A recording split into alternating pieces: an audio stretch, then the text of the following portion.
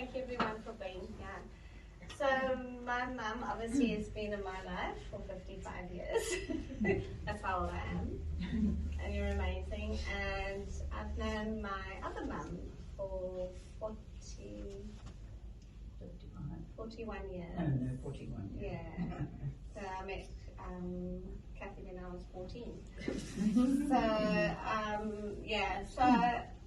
they are both a real inspiration for me, and I wouldn't be where I am today without both of you. So thank you for putting up with me and for being part of my life and for setting me straight, which is probably often, so thank you.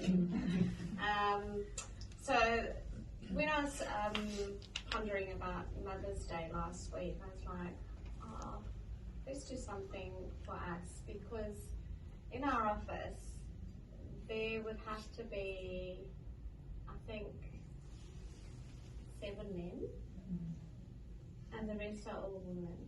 And without you, we wouldn't have a company. So thank you to every one of you for being part of our world. And I know you're not all mums, but you are a woman, and you may be mums one day, but being a woman is not easy in this world. It's so diverse. And I feel a lot of pressures are put on you. So thank you for being who you are for us. And when I was pondering that, I was like, I thought about my mums, and I was, wow, I was just like, when I reflected over the years of what both my mums have come through, and I chatted to Adrian, and the word that came to us was resilience, that both my mums have had. So I reached out to them, and neither of my mums have spoken like in this forum before. So I am stretching them a bit. She wanted to put us on those high stools.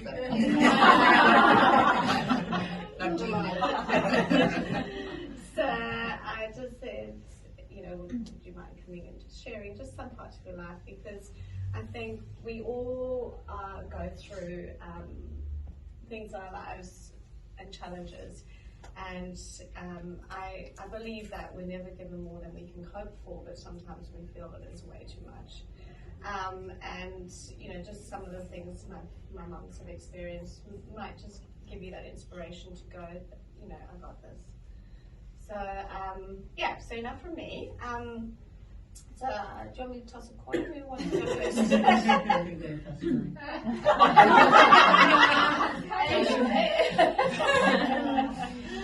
Okay, I have never spoken publicly before, but let me tell you a little bit about my life. I was born in South Africa in 1938, and almost immediately my parents went up to Kenya and Uganda. And then World War II, and I think they thought Rommel was coming down, so they went back to South Africa, to Johannesburg. And when the war was ended, my father got a job in Mozambique, in Beira. And we went to live then. I had done 1 year of schooling in Johannesburg, so I was probably 5 or 6. We went to Beira, and there were no English medium schools, only Portuguese convents. So I had to go to Mtali, which was in the Zimbabwe Rhodesia boarding school. Now, our school terms, we had 3. So 3 months, and then a month holiday, 3 months holiday a year. So I had to go to boarding school at that age for 2 years. And that was really hard, because you didn't see your mum or dad for 3 months. You got a weekly letter, so that was tough. Then my father got a job in Rhodesia, and we moved to Bulawayo, and I was a day old, just day school then, up until Form 1. Okay, Form 1 is grade 7. 12 years. So you're 12 years old. About 12 years. It's senior school. Yeah. And at the end of that year, my father, who was quite Victorian, called me into his study and he said, "I've got your report. You came in the last 3 in class every term. You could have at least come last in class. Pull yourself together and work hard." So the next year, and then maybe that was stand apart. Anyway, the next year calls me into his study. "You came last in class." What did you want? So therefore, you are off to boarding school in Harare, Salisbury. So I did my senior school at boarding school. So were you there living Bulawayo then? Yes. Okay, No. so Bulawayo, So it's 4 hours also away. 3 months away from home, no phones or anything, a weekly letter. And then when I left school, my father calls me into his study. He says, "You've got such wonderful results. Now, which university would you like to go to?" I said, "No thanks, I'm not going to university. I just want to be at home and I'll get a job. I don't want to go to university." So I think I was a great disappointment there. Then I got married at 24 and I had Kim and then Joanne and Jackie 10 years later. But in the meantime, we got married 1963. 1965, Ian Smith declared UDI. So Ian Smith was the Prime Minister of Zimbabwe. And it was a unilateral declaration of independence. So Britain cut us off, everybody cut us off. But everybody pulled together, and you ask Adrian, weren't we the breadbasket of Africa? Rhodesia was. Everybody, we grew everything, we fed everybody all around us. I mean, I didn't see a bottle of Heinz tomato sauce for about 20 years. We only had what we needed. So Zimbabwe was Rhodesia. So it was Rhodesia and then it changed to Zimbabwe. So then, Yeah. in 1980, Robert Mugabe came in, and initially it was okay, but then he snatched the farms and gave it to all his Shomaris, friends, MPs, whatever. None of them could farm, so then there was no food. And Jo and Ada, I think, came to Australia in 2000, did you? Yeah. And Kim and Jackie came in about 2004. And when did you move? Moved after our Music Africa to New Zealand in 2001. Yeah. Okay. Yeah. So they were all gone for the best part, the worst part. Yeah. Then everything went to hell in a bucket. And I brought something to show you. Then, we had no fuel, we had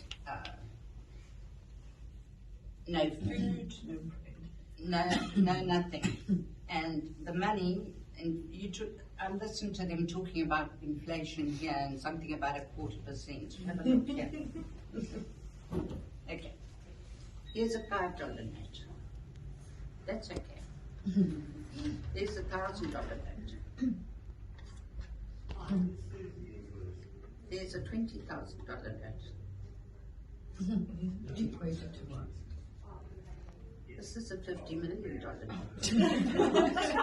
I'll pass you around, you can have it. This is a $100 million note. It was just like. And this is a $500 million note. And you can all have a look if you like to see. So it. what, It went into what the was that treasury. worth? Like I 500 can't million? even remember. You So needed to a put it in shoebox to perspective, go. when we got married, the Rhodesian dollar, the Zimbabwean dollar was stronger than the US. So that was 37 years ago. And 10 to 1. Then when we left, around about 2000, the Zimbabwe dollar was about $30 to 1 US. And from there, in the next 5 or 8 years, it moved from 30 to 1 to 5 billion to 1. So No, the So you but I didn't think go you white went and into red the with the loaf trillions, of like but I that. haven't got any notes. so the inflation rate, we're talking about 5% inflation rate on the news today, and everyone's worried. So we were on over 1,000% inflation per annum. No, it's, was it 1,000 or was it 800,000? Yeah.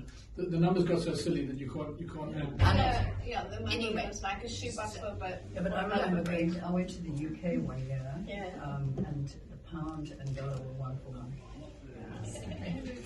Anyway, yeah. so now the worst part starts. The electricity goes, there's no fuel. So I think it was in 2004 because Kim was still there. And I used to get up at 4 in the morning and I had a truck. And my husband ran a very big furniture business, furniture making business. And they used to strap on these 44-gallon drums, 6 of them, onto my truck at the back. And 4 in the morning, I would either take Jackie or Kim, and we'd go through to Plumtree, border post, and then through to Francistown, which is in Botswana.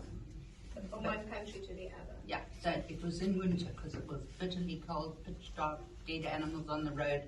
You get to the Plumtree border post, and the people know that you're carrying foreign currency because you've got these drums on the back. You're going to the Shell depot in Francistown. And all sorts of funny people walking up and down, and you have to wait for the border to open, and then you're through to Francistown. You go to the Shell depot, jump up on the back of the truck, pump your things full, pay, turn around and come home with all this loaded in the back. So that was quite scary. Also because I can remember driving and there were lots of people with fuel, and some of the fuel was escaping and hitting my windscreen, and I thought, I hope it doesn't go in the engine. Then we had big electricity cuts, water cuts. My husband retired in 2004, and we had a family property that my parents bought when we moved to Bulawayo. So that was in about 1948, 49. And 12 acres with stables, swimming pool. But we kept getting broken into, so we put up a Dura wall fence around 12 acres. And then, what do you call that coil of barbed wire. Barbed wire on the top of it. Then we had to put an electric fence going like this along all the panels because they kept breaking in to electrify them if they touched them. We had an electric gate, we had alarms in the house, but they still came through with the crowbar one night and banged the door open, and our alarm went off, jumped up. Neville jumps up, grabs his gun, comes through to the dining room, and there's the door standing open and the television's gone. He says to me, I have to go to the toilet, and he gives me the gun, and I go, and now? Anyway. So then we moved to a very nice townhouse at Ascot News, but then no water, no electricity, so had to get a generator, had to get an inverter, which is a thing that operates off a battery, and so when you've got power, the battery is pushed up, and then when it goes off, Adrian helped, remember you helped put lights through the house, because that was for the television, at least I could sit and watch television. But then he put some lights off that, and the generator would run everything except the stove, so I had to buy little gas plates. You know, you don't realize how lucky you are living in a first world country until you have done some of those things. And then my husband died in 2011, and Jo said to me in about 2015-16, Mum, you've got a cup. So I thought, yes, I must. And I'm so glad I did, because I've got all my family, and I'm still working, and yeah.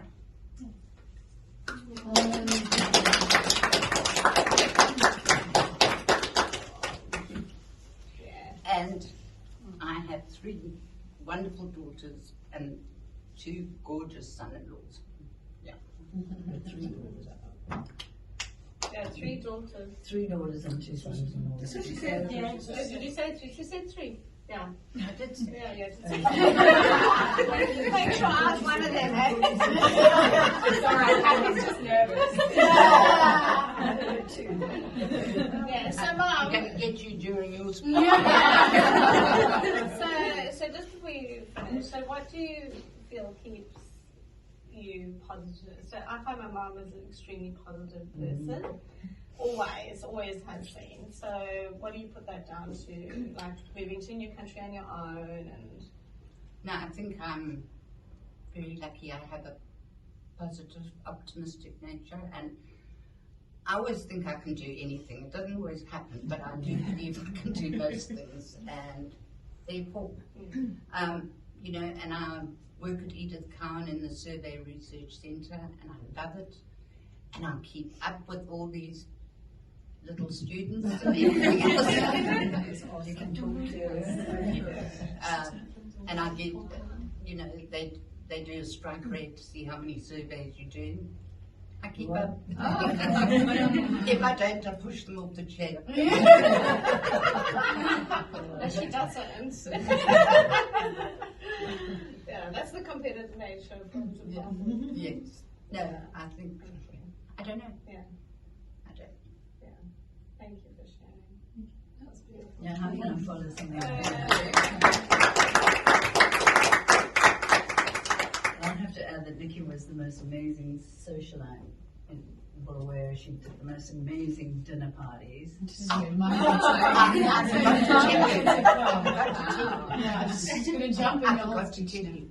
When I got married, I couldn't cook at all. I can remember going on a trip to England with my friend Ronnie, and we went to see Judy Party, and she said, "Would you like a cup of tea?" I said, "Do you know how to make tea?" we were so spoiled because when we were in Byra, we got this amazing African man who came to work for us called Louise. And when we moved to Bulawayo, he came with us. And when my mum died, I took him over, and his family and everything stayed on the property. You know, if I had gone into the kitchen and made a cup of tea, he would have thought he wasn't doing his job. I would go in and say, "Please, may I have some tea?" And let me tell you, Joan was brought up every night. We sat down to dinner. Louise put his whites on, his red fez, and served dinner. Is that not true? Every night. And I couldn't. Then I came here and I had to do myself. Me too. Big wake up call. Anyway, best of times, worst of times. Just on that note of Nicky saying about this manservant that you had, when I started working, started in New Zealand, they were talking about maids, you know, servants, and this one girl turned around to me and she said, "Don't tell me that you had a servant when you were in Africa." I said, well, we had gardeners, we had maids, but they were given a job. You know, that was work. That's what that was their employment, and they needed to be employed, and they were really well looked after. You fed them, you housed them, you educated them, you gave them medical And the children. Medical services were paid for, and but then I had to add that sort of under my breath that I couldn't have been doing the work, that type of work, the caring, you know, in Africa, because that would have been done by the local ladies, you know, by the African ladies who were trained to nurse. And you would never do their job. You know, you wouldn't ever take a job from them because that was their work. So it was just a concept, you know, like you had a servant, you know, like you, but that was their work. That's their whole livelihood. That's And even when I left Africa now, I had a young girl working for me twice a week, and she worked for other people at the Muse other times, non-Tandu. And when I can, and when I know somebody is going back to Bulawayo, I always send her US. And she was lovely, really lovely. And it was a job for her. It is a work. They'd become like family as well. Absolutely. Yeah. Absolutely. And I mean, when Louise died, his family still lived on, and we still supported his wife. Lived on, and when we sold the property, I had to kick the last son off because I said, "I'm sorry, we're selling. We can't stay here." But Right, Mumsy? no, your turn. Go.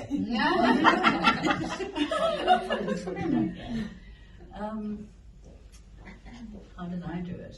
I was blessed with support of a big family. I'm one of 6. I was one of 6. My grandparents were the best in the world. I loved them. Well, probably because I was the favoured one. My sisters were going to tell us. No, they don't let me forget it. They have never let me forget that. And then I went, I was the same thing, not boarding school because we were on a farm close by. I was in a very small village town. And we went to school every day. And we moved one time, and my dad was working away at the time, and so we had donkey and cart. Really? Yes. But so did the Fishers, Ian Fisher. Oh, yeah. Other people. Ian and the La-di-da. Fisher boys, and they really became very special. They also had, but they had a horse-drawn one. We had a donkey. Hi, Rocky. You get a donkey, but if you really make it, you get a What did you do with the donkey when you got to school? The driver took him home. Ah, okay. It's a driver. The driver of a different Donkey, yeah. He had to hold him. Oh, You taking on the cart. You couldn't say to the donkey school and back. Okay. Yeah. Okay. We bought the donkeys. Yeah. There were 5 of us going to school. Yeah. So, then I went on to senior school, and that's where we had to go to boarding. So it was the same sort of situation where you went home once for school holidays only. But I did have relatives and family who lived in Antali, so we could go away for weekends, or the day, Sunday, go out Sunday. Then left school and went back to the farm where Mum and Dad were. And then I had the pleasure, was probably not, no? Yeah? My son, who was his godmother, when he was about that big, said he's going to be the next Prime Minister. He was only about that big. Anyway, we all grew up together in Antali, and I worked cinemas and the live show. No, it wasn't the live show there. That was in Harare. We sold the farm and went up to Antali, which was the bigger centre than where we had been, and I got involved with working in cinema and the theatre, running a theatre then. The family that we had, you heard all the news about the history of Zimbabwe. So my sisters, when independence came, my one sister was married to a aircraft technician with Air Rhodesia, and they didn't want any more white employees, so he left and they came to Australia because he didn't have work. They wanted to employ black people. Another sister and her husband and sons went to South Africa. In fact, 3 of them did. My brother and 2 sisters left. My mum and dad left and went to South Africa to join a sister, and then went to England because my brother had gone there. But it was very cold and they couldn't stand it, so they came back to South Africa. I then was the last remaining member of the family in Rhodesia, Zimbabwe as it was, because everyone else had left. I think Adrian and Jo were still... We left in 2000, so you would have came. Just they were the last to leave. I then because I had a second son, Stuart, 12 years later, and we were in Gweru, where Adrian was at senior school, Stuart was born. He grew up in Bulawayo, because we'd gone to Ontario and then back to Bulawayo. So they had a few unsuccessful relationships, which we won't go into all the details.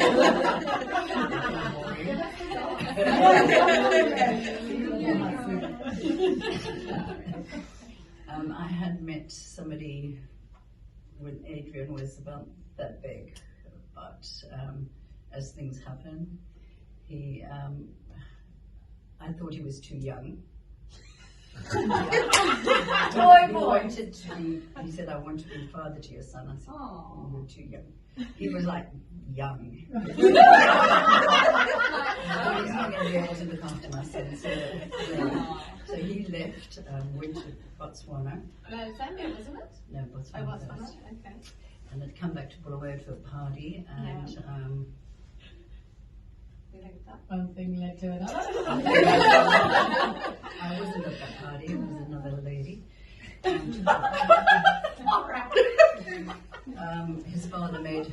His father forced him to marry her. Anyway, so that they had to go and do their own. So for the next 15 odd years, he had a life with somebody else. So anyway, we got married in 2000. That all kind of unfolded as it was going to, and so we got together again. Well, not together because he moved to Zambia, and I was in Zimbabwe, and I had a son at boarding school. Stuart was at boarding school, and as mothers do, I just couldn't leave him and translocate to another country. So that's just sort of problems in this system. But anyway, I stayed in Zimbabwe then until he had finished school. He left school and did his big OE, which is what all the boys and most girls did, and travel overseas experience.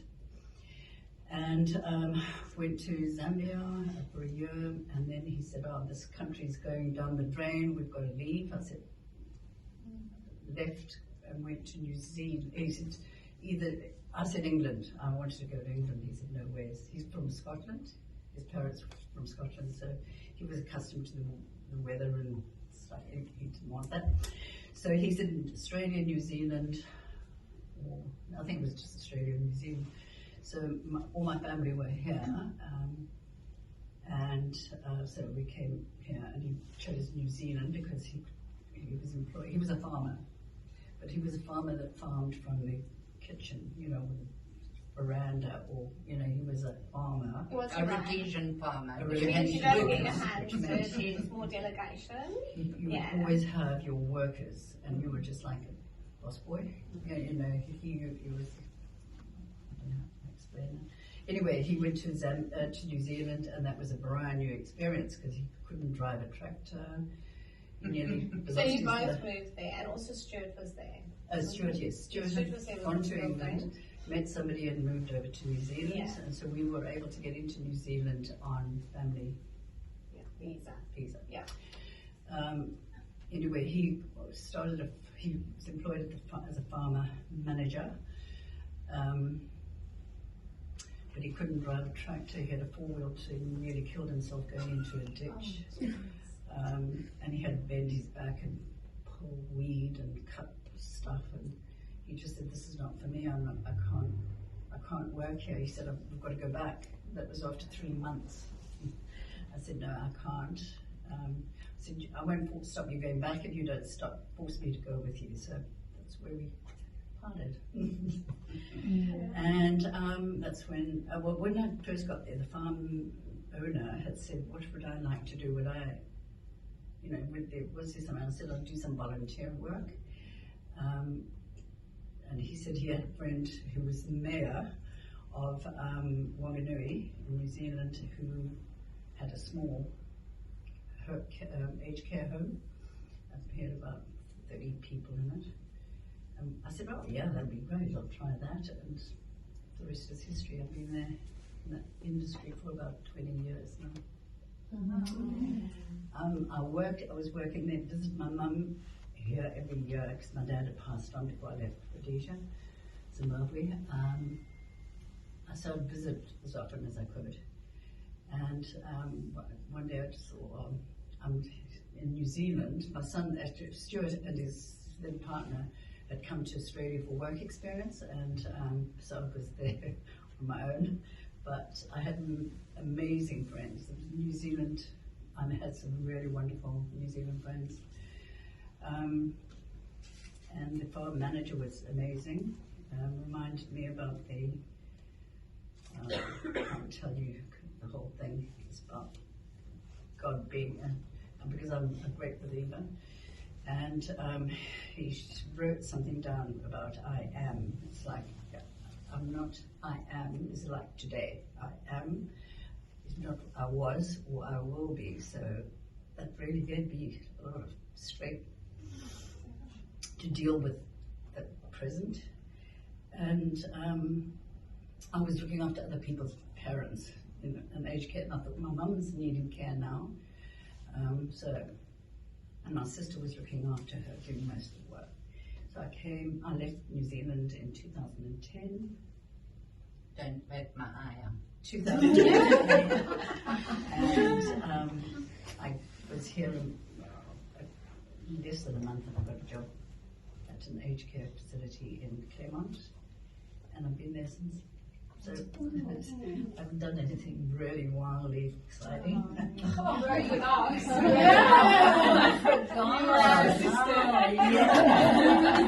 That was amazing. That was 2 years. Was it 2 years?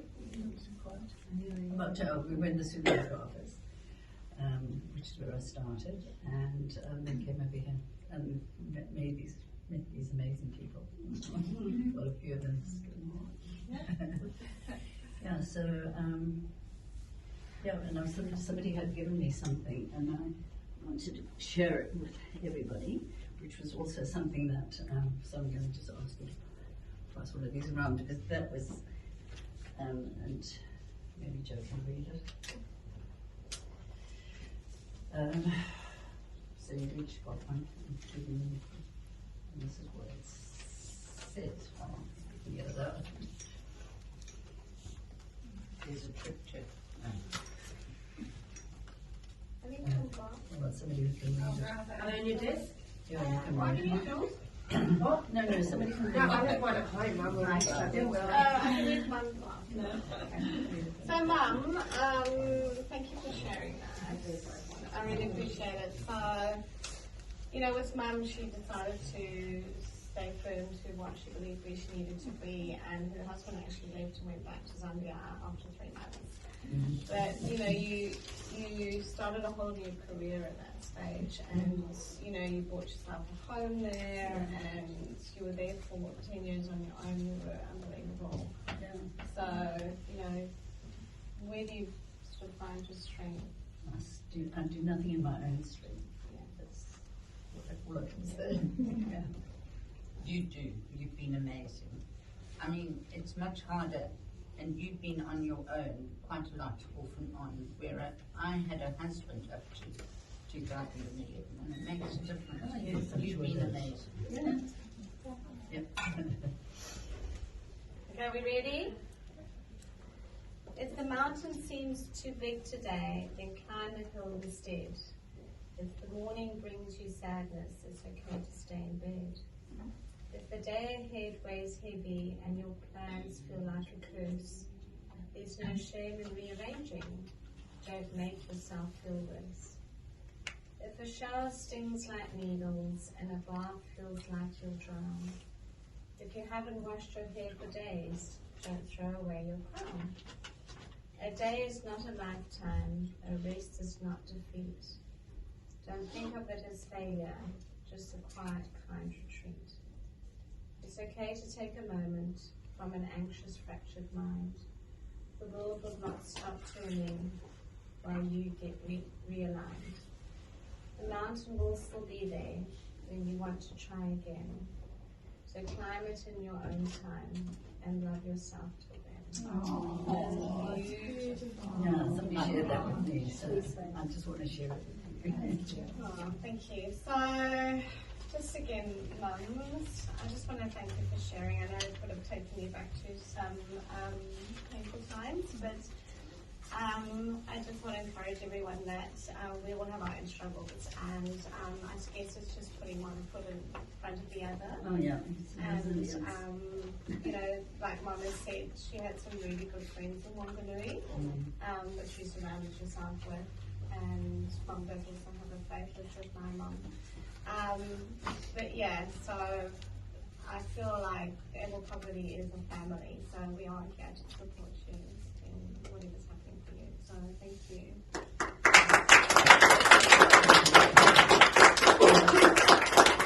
Anybody got any questions?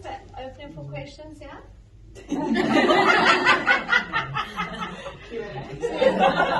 Yeah, question and answer. No, I just think my advice to anybody is face forward, look forward. Because a friend of mine, Italian friend, said to me, you never talk about Neville. That was my husband. So I said, no, because if I go on and live in the past, I won't manage the present because I make myself really miserable. And it's not that I don't ever think about him, I do constantly. But if you go live in the past, you can't move forward, you know. Yeah. That's lovely. Thank you. Okay, so now who are your mothers here? Can you stand up? All right, so everybody here has got a beautiful bunch of flowers. What do you call it? Pot of flowers. But for the mums, it's just a little bit extra because your hands get a bit dirty. That's the ladies, yeah. So your mum, no, your mum, good girl. Oh, guys, we got right.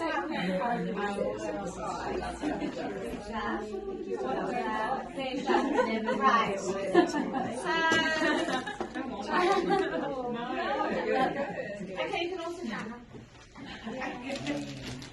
So these are for you to say thank you. Thank you for blessing us with your stories and with your wisdom. Yeah, so thank you. And everyone, please take one home. Smile. Smile, smile.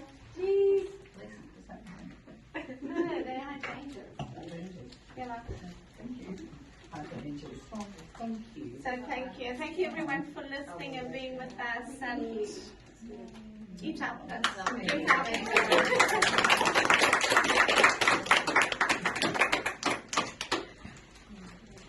Okay, music?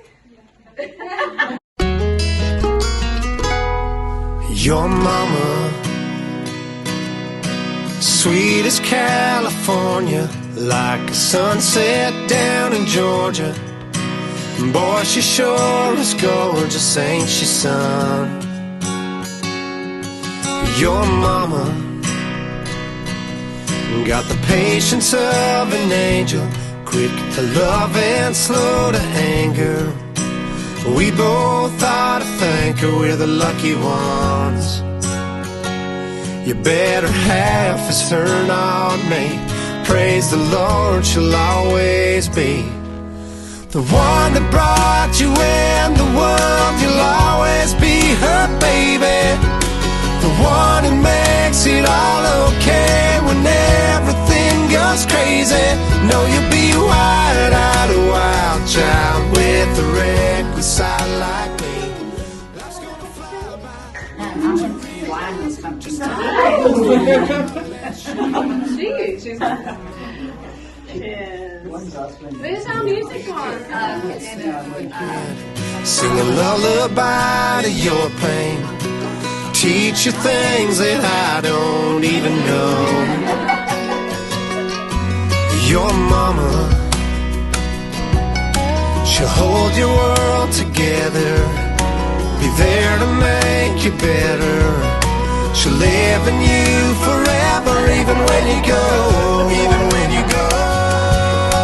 The one that brought you in the world, you'll always be her baby, the one who makes it all okay when everything goes crazy. No, you'll be wide-eyed, a wild child with a reckless side like me. Life's gonna fly by, hope that you realize just how blessed we are that she's your mama. She is so